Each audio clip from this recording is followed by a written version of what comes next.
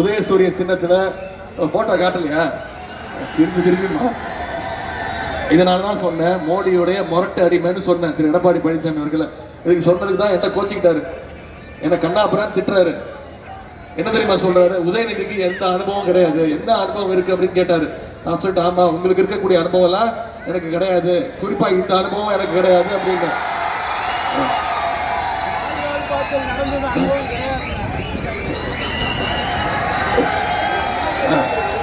இந்த மாதிரி பதவிக்காக போய் யார் காலையும் விழுந்த அனுபவம் எனக்கு கிடையாது.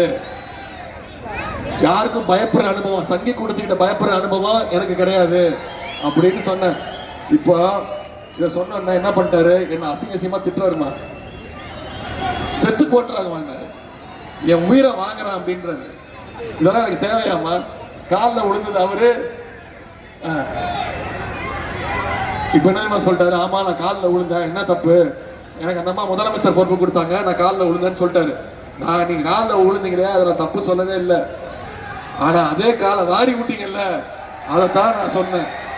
இப்போ சசிகலாமா கேட்க ஆரம்பிச்சாங்க, என்ன விட்டுருங்க.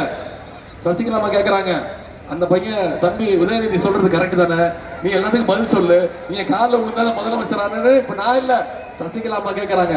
அவங்க